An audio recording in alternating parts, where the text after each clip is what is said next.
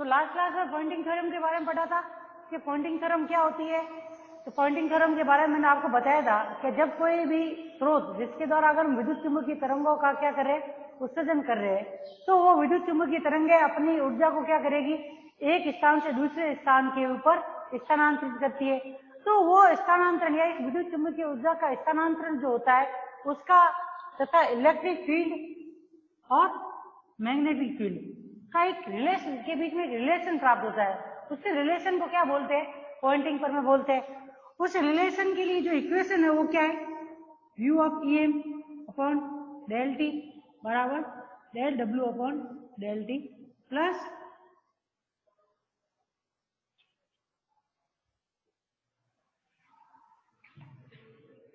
S E vector cross H vector ds। Poynting प्रमेय के अंदर में क्या है, इस इक्वेशन को प्रूव करना है जिसके अंदर क्या है, विद्युत चुम्बकीय ऊर्जा के रूपांतरण की दर जो है उसके अंदर तथा इलेक्ट्रिक फील्ड और मैग्नेटिक फील्ड में ये रिलेशन होता है। इसको हमें याद करना होगा इस थ्योरम के अंदर, ठीक है। तो सबसे पहले तो आप लोगों को किन किन चीजों के बारे में, एक तो आपको ये जो इसकी विद्युत चुम्बकीय ऊर्जा है उसका मान मालूम होना चाहिए। दूसरा जो कार्य की दर है, कोई भी बंद परिपथ है या कोई भी पृष्ठ है उसके अंदर आप अगर विद्युत चुम्बकीय तरंगे आपतित करते हो या उत्सर्जित करते हो तो उस कंडीशन के अंदर या फिर उस किसी भी परिपथ के अंदर चुंबकीय क्षेत्र के अनुदिश चुंबकीय क्षेत्र या विद्युत क्षेत्र उत्पन्न होता है। तो उसके अंदर क्या होता है, चुंबकीय क्षेत्र के अंदर आवेश गतिशील अवस्था में होते हैं। तो आवेशों को गति करने के लिए जिस आवेशों को गति करने के लिए या फिर उसके अंदर धारा को उत्पन्न करने के लिए किसी भी पथ के अंदर हमें क्या करना पड़ता है, वहां पर उस परिपथ के अंदर कुछ ना कुछ कार्य करना पड़ेगा या उस आवेशों के ऊपर बल लगाना पड़ेगा जिससे उनका क्या प्रवाह होगा। प्रवाह होने के कारण उस परिपथ के अंदर या उस पृष्ठ के अंदर क्या होता है, धारा का फ्लो होता है। तो अब यहाँ से हमें तीन चीजें, दो चीजें, तो एक तो ये विद्युत चुम्बकीय ऊर्जा या फिर विद्युत चुम्बकीय ऊर्जा घनत्व का मान ज्ञात करना पड़ेगा। दूसरा किसका ज्ञात करना पड़ेगा, कार्य की दर। क्या आप जब आवेशों के ऊपर बल लगाते हो तो बल लगाने के कारण उनके विस्थापन के कारण जो धारा उत्पन्न होती है उसमें किए गए कार्य की दर क्या है वो हमें ज्ञात करनी पड़ेगी, ठीक है। यहां तक तो लास्ट क्लास में मैंने आपको फॉर्मूले के ऊपर बता दिया था कि ये फॉर्मूला हमें ज्ञात करना पड़ेगा, ठीक है। तो अब इसकी स्टार्टिंग करते हैं, इसके प्रूफ की स्टार्टिंग करते हैं। मान लीजिए कोई भी माध्यम है, उसके किसी भी माध्यम की अगर विद्युतशीलता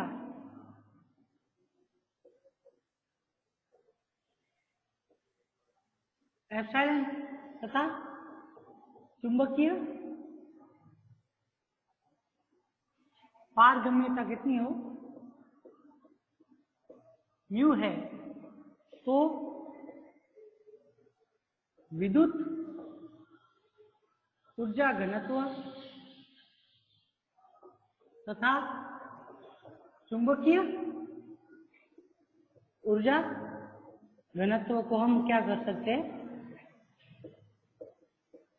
तो निम्न प्रकार से व्यक्त करते हैं, जिसमें विद्युत ऊर्जा घनत्व एकांक आयतन के अंदर क्या हो जाएगा, U ऑफ E बराबर क्या आ जाएगा, 1/2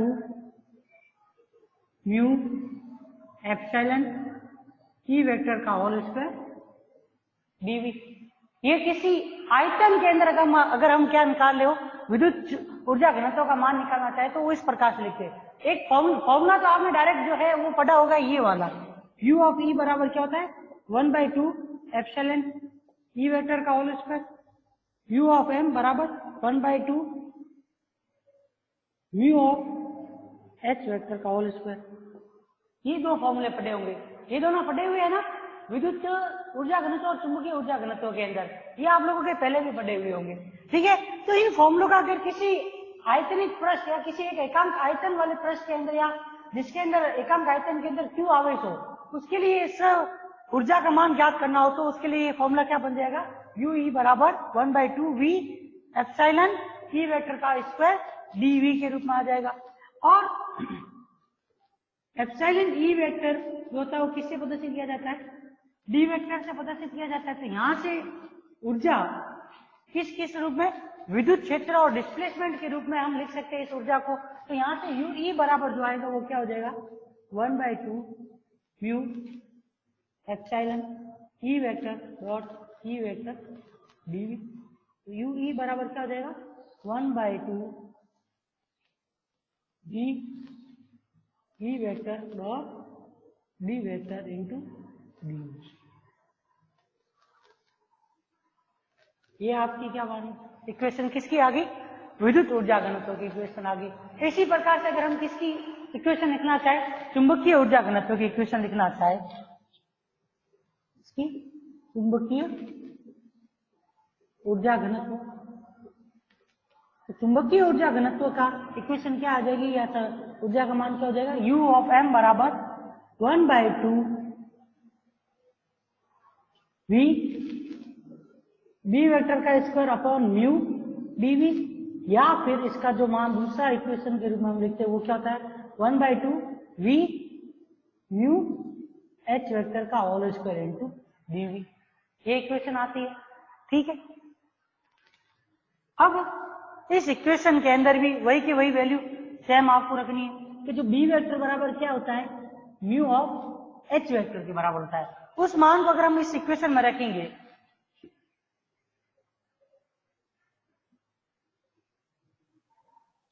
उस मान को जब हम इस इक्वेशन में रखेंगे तो जो चुंबकीय ऊर्जा है उसका मान क्या मिल जाएगा, U ऑफ M बराबर 1/2 V mu H vector dot H vector into D V बराबर U ऑफ M बराबर क्या आ जाएगा, 1/2 V H vector dot B vector into D V. क्या आ गई, तो ये दो प्रकार की ऊर्जा है, एक तो चुंबकीय ऊर्जा घनत्व और दूसरी कौन सी, विद्युत ऊर्जा घनत्व। सॉरी, इसके बारे में हमें पता चल गया। जब इन दो ऊर्जा है, एक तो कौन सी विद्युत ऊर्जा घनत्व और चुंबकीय ऊर्जा घनत्व, इन दोनों के बारे में पता चल गया तो आप लोगों को मालूम है कि जब हमने इलेक्ट्रोमैग्नेटिक वेव की इक्वेशन पढ़ी थी या इलेक्ट्रोमैग्नेटिक वेव को पढ़ा था तो उसकी डेफिनेशन में मैंने आपको बताया था कि जो इलेक्ट्रोमैग्नेटिक वेव जो होती है वो किसके, इलेक्ट्रिक फील्ड वेक्टर और मैग्नेटिक फील्ड वेक्टर के कपलिंग से निर्मित होती है, या उसके कपलिंग से बनती है या उसके युग्मन से बनती है। तो यहाँ पे अगर हमको कौन सी ऊर्जा लिखनी हो, विद्युत चुंबकीय ऊर्जा घनत्व को लिखना होगा, तो उस कंडीशन में विद्युत चुंबकीय ऊर्जा घनत्व भी क्या होगा, इस विद्युत ऊर्जा घनत्व और इस चुंबकीय ऊर्जा घनत्व के योग के बराबर होगा या इन दोनों के युग्म के बराबर होगा। तो उस कंडीशन में अगर हम किस ऊर्जा को लिखना चाहे,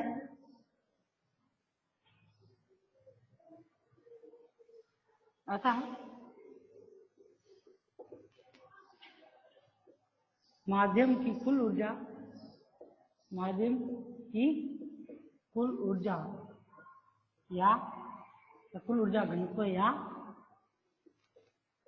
विद्युत चुंबकीय ऊर्जा घनत्व का मान क्या हो जाएगा, विद्युत चुंबकीय ऊर्जा घनत्व का मान U of E M equals to क्या आ जाएगा, U of E plus U of M। अब इस इक्वेशन के अंदर क्या करना है, इक्वेशन नंबर 1 तथा इक्वेशन नंबर 2 से मान रखेंगे। तो इक्वेशन नंबर 1 और 2 से क्या रखने पे, मान रखने पर, इक्वेशन नंबर 1 और 2 से मान रखेंगे तो विद्युत चुंबकीय ऊर्जा घनत्व जो है वो क्या आ जाएगा, U ऑफ ई एम बराबर 1/2 V E vector dot D vector into D V plus 1/2 V H vector dot B vector into DV.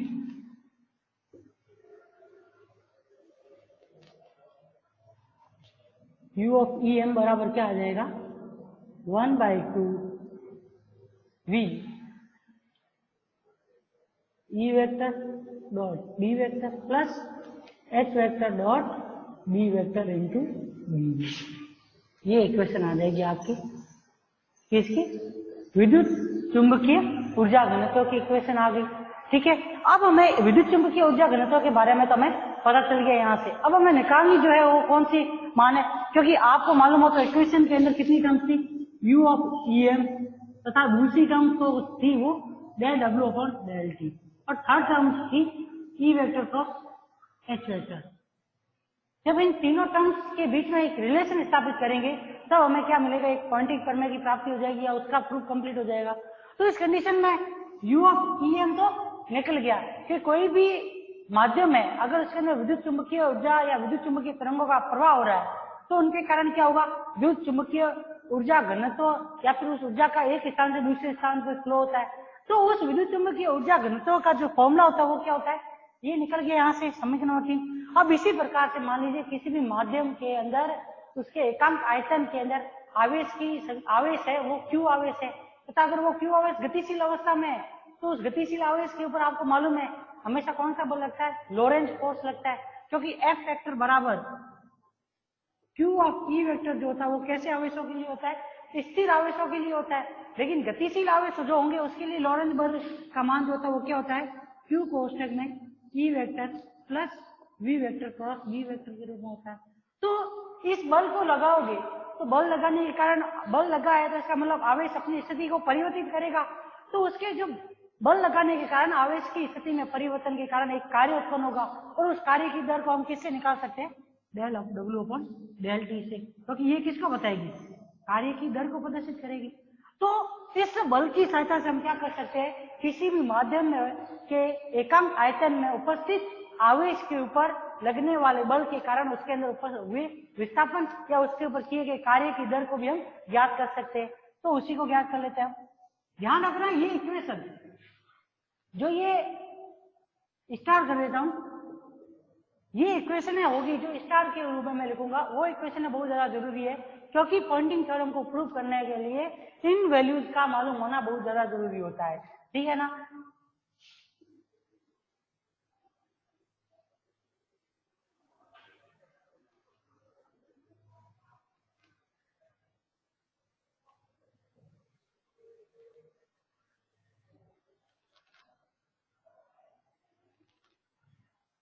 Clear दिखाई दे रहा है ना सभी को?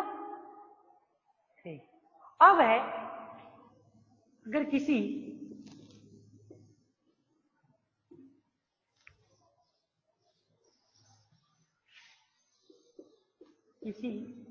गतिशील आवेश Q पर लॉरेंट बल का मान क्या होता है, लॉरेंट बल का मान होगा F वेक्टर बराबर Q कोष्ठक में E vector plus V vector cross V vector, ये होता है इसका मान। अगर मान लो कि ये इस आवेश के ऊपर बल का मान है तो इस आवेश के ऊपर किए गए कार्य की दर क्या होगी, तो आवेश पर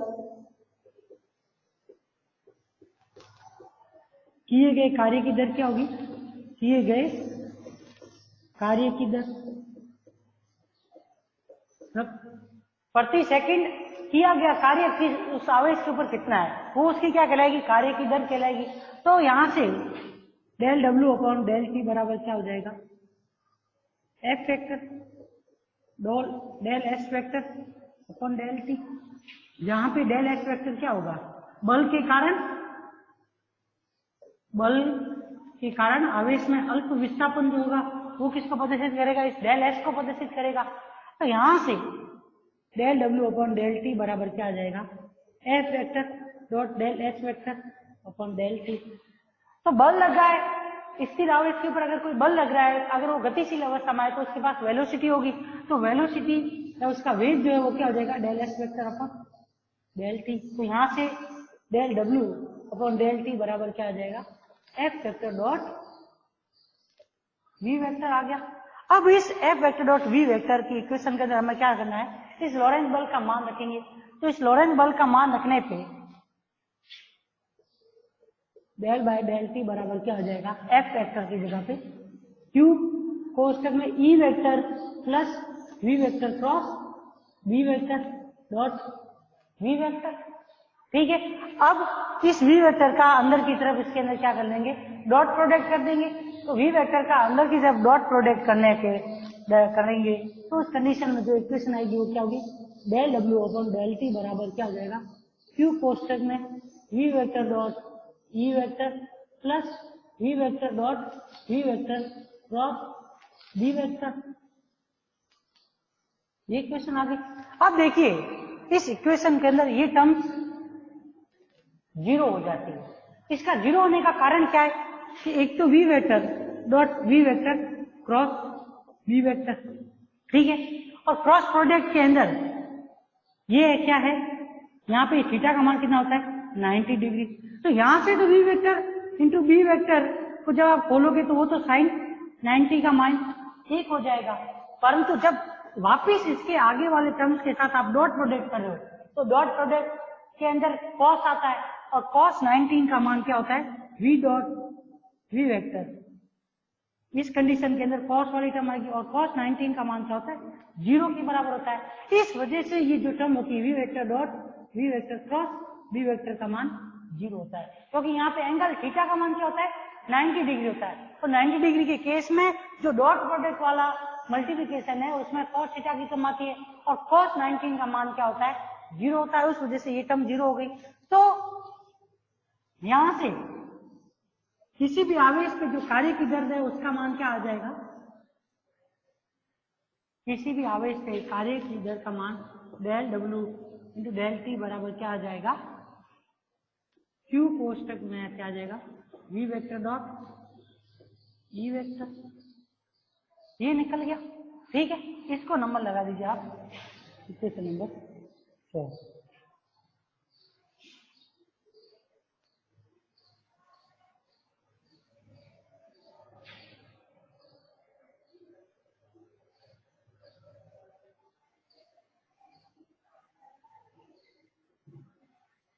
अब यहां से अगर मान लीजिए कि प्रति इकाई आयतन में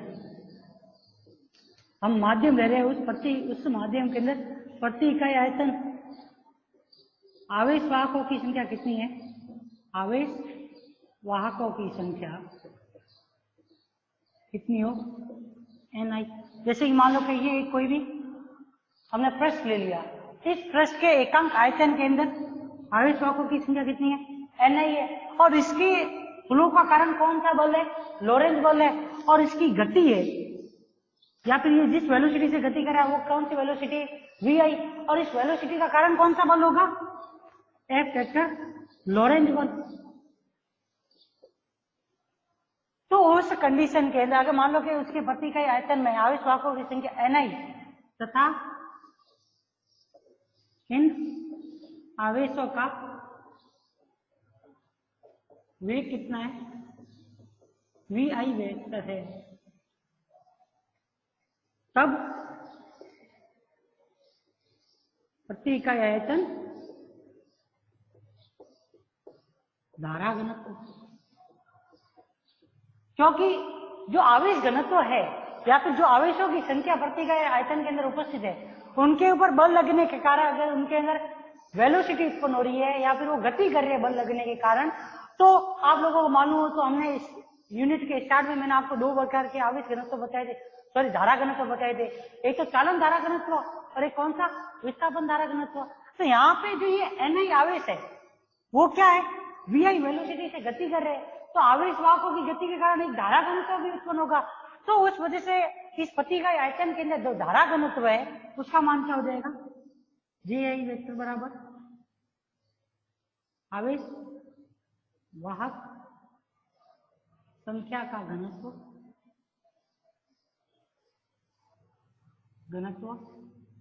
तथा उसके ऊपर आवेश का मान, आवेश N2 क्या हो जाएगा उसका अपवाहक।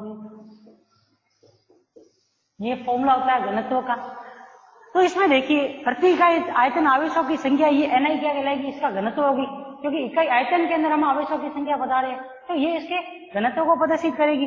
और इन आवेशों की वेलोसिटी कितनी है, vi, जो कि इसके अपवन वेग को प्रदर्शित करेगी। और मान लो कि हमने जिस आवेश के ऊपर लोरेंज बल लगाया है उस आवेश का मान कितना है क्यू है, तो उस कंडीशन में यहां से हम क्या लिख सकते हैं, जे आई वेक्टर बराबर क्या आ जाएगा, N I Q I V I आ जाएगा।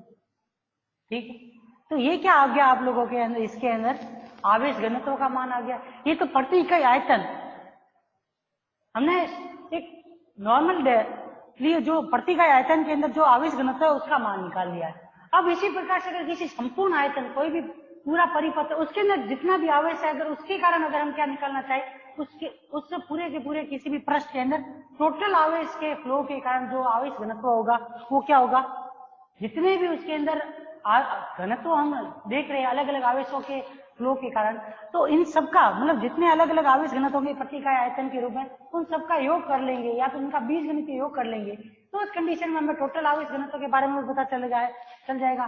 तो हम क्या है, संपूर्ण आयतन के अंदर क्या लिखना चाहिए, अगर संपूर्ण आयतन में आवेश घनत्व के मान को लिखना चाहे तो वो क्या आ जाएगा, जे वेक्टर बराबर summation of J I vector equals to क्या आ जाएगा, एन आई क्यू आई और वी आई वेक्टर। ये आ जाएगा यहां से।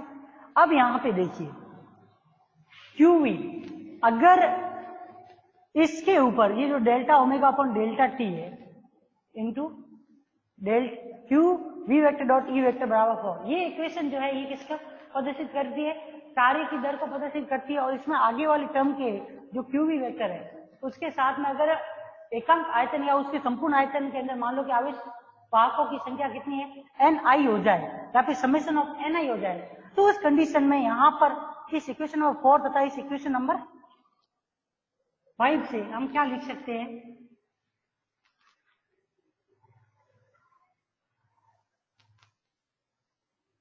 इक्वेशन नंबर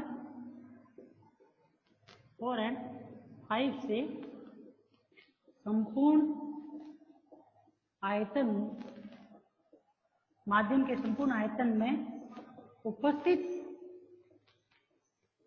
आवेश पर कार्य की दर, आवेश की दर क्या कार्य की दर, तो ये फॉर्मूला क्या आ जाएगा, del W upon del T बराबर क्या हो जाएगा, V of J vector dot E vector into D.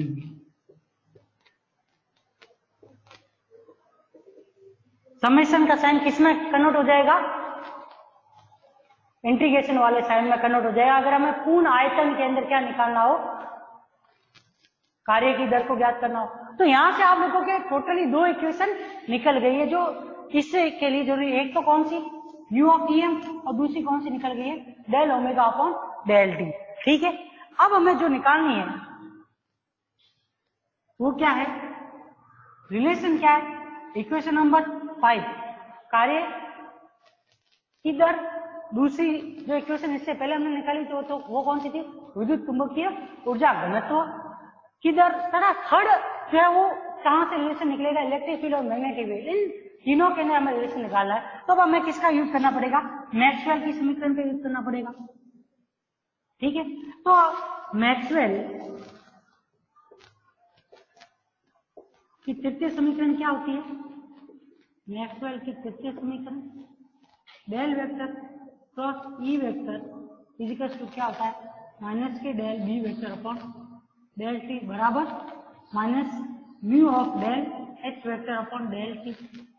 ठीक है, एक ये होती है, और मैक्सवेल की जो फोर्थ इक्वेशन है वो क्या है, वो है del vector cross H vector बराबर J vector plus del of B vector upon del of t. ये इक्वेशन है। अब इस इक्वेशन का आपको क्या करना है, इन दो इक्वेशन का, एक तो इस इक्वेशन का और एक इस इक्वेशन का, इस इक्वेशन का किसके साथ में, एच वेक्टर के साथ क्या करेंगे, अदिश गुणनफल के साथ अदिश गुणनफल, तथा इस इक्वेशन का जो है मैं वो किसके साथ में करना है, ई वेक्टर के साथ क्या करना है, अदिश गुणनफल करना है। ठीक है, इक्वेशन नंबर 3 का किसके साथ में, चुंबकीय क्षेत्र के साथ में अदिश गुणनफल, तथा इक्वेशन नंबर जो 4 है मैक्सवेल की चतुर्थ समीकरण, उसका किसके साथ में, इलेक्ट्रिक फील्ड के साथ में हमें क्या करना है, अदिश गुणनफल करना है। तो उस कंडीशन में जो इक्वेशन है वो क्या निकलेगी, H vector dot del vector cross E vector बराबर क्या आ जाएगा आपके, माइनस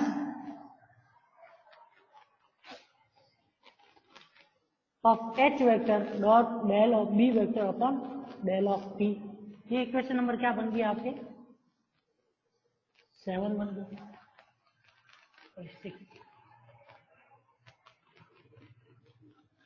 ठीक है, ये आपकी क्या बन गई, equation number 6, H vector dot del vector cross E vector बराबर माइनस के H vector dot del B vector upon del T. ये हमने क्या किया, इस इक्वेशन के साथ में डॉट प्रोडक्ट कर दिया। इसी प्रकार से आपको चतुर्थ समीकरण के साथ में किसका, इलेक्ट्रिक फील्ड का डॉट प्रोडक्ट करना है। इलेक्ट्रिक फील्ड का डॉट प्रोडक्ट करने पे जो इक्वेशन देगी वो क्या होगी, E vector dot del vector cross H vector बराबर E vector dot J vector plus E vector dot del of B vector upon del of B. ये क्या आ गई, इक्वेशन नंबर 7 आ गई। अब हमें क्या करेंगे, इसी इक्वेशन में इक्वेशन नंबर 6 में से किसको घटा देंगे, इक्वेशन नंबर 7 को हटा देंगे। मैथमेटिकल प्रोसेस, इसमें और कुछ भी नहीं है। आगे का जो इंपोर्टेंट चीजें थी, एक तो कौन से कार्य की दर तथा विद्युत चुंबकीय ऊर्जा घनत्व, वो निकाल दिए। अब जितना भी प्रोसेस है इस प्रमेय के अंदर आगे वो सारा का सारा मैथमेटिकल है। अब क्या करेंगे, इक्वेशन नंबर 6 में से किसको घटाना है, इक्वेशन नंबर 6 में से इक्वेशन नंबर 7 को घटाएंगे। तो उस कंडीशन के अंदर H vector dot del vector cross E vector minus E vector dot del vector cross H vector बराबर क्या आ जाएगा, माइनस के H vector dot del of B vector upon del of P plus minus E vector dot J vector minus E vector dot del of B vector upon del of T vector.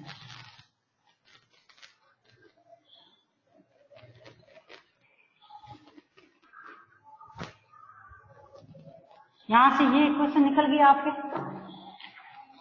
ठीक है, H vector dot del vector cross E vector minus के E vector dot del vector cross H vector बराबर minus of H vector dot del of B vector upon del of t minus E vector dot J vector minus के E vector dot del D vector upon del D. ये समीकरण यहां तक निकल गई। ठीक है, अब इस इक्वेशन के अंदर आप देखो, आपने जो एक डाइवर्जेंस की प्रॉपर्टी पढ़ी होगी इलेक्ट्रोमैग्नेटिज्म के अंदर फर्स्ट ईयर के अंदर, वो क्या थी, del vector dot A vector cross B vector जो था वो किसके बराबर होता है, वो होता है B vector dot del vector cross A vector minus A vector dot del vector cross B vector के बराबर होता है। ये प्रॉपर्टी आपने किसमें पढ़ी होगी, फर्स्ट ईयर के अंदर पढ़ी होगी। तो इस प्रॉपर्टी के आधार के ऊपर अगर हम इन आगे वाली जो टर्म्स को लिखना चाहते हैं वो किसके बराबर आ जाएगी, del vector dot E vector cross H vector बराबर क्या आ जाएगा, H vector dot del vector cross E vector minus of E vector dot del vector cross H vector.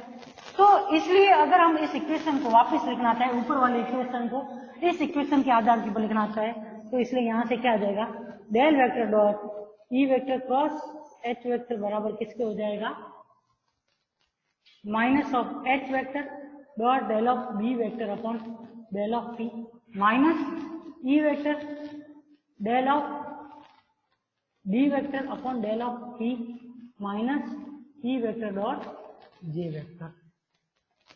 ये आपके क्या बन गई, इक्वेशन नंबर 8 बन गई। अब देखिए, अब ज्यादा टाइम है नहीं, तो यहां तक का ये इक्वेशन है ना, ये del vector dot E vector cross H vector, 3 terms चाहिए थी, ये वाली और ये वाली। अब हमें जो है इन तीनों टर्म्स के बीच में एक रिलेशन स्थापित करना है, तो उसके लिए इसी इक्वेशन का आगे की तरफ और थोड़ा सा मैथमेटिकल सॉल्यूशन है, तो उसमें क्या करेंगे, इन दो टर्म्स का मिक्सअप होगा, तो उस आधार के ऊपर आपके पॉइंटिंग पर में सोल्व हो जाएगी। तो यहां तक अगर किसी को कोई भी प्रॉब्लम है तो वो तो मेरे को बता दो, तो मैं उसको अभी जो थोड़ा सा समय बचा उसमें बता देता हूँ, अदरवाइज जो नेक्स्ट क्लास होगी उसमें हम इसके आगे का प्रूफ कर लेंगे। है किसी को कोई प्रॉब्लम? भाग सिंह, राहुल मंसूरिया, और ये क्यू कौन, बीटीडी, ये कौन है? अब नाम तो इसका मालूम नहीं है, नाम लिख दीजिए आप अपना तो पता चल जाएगा।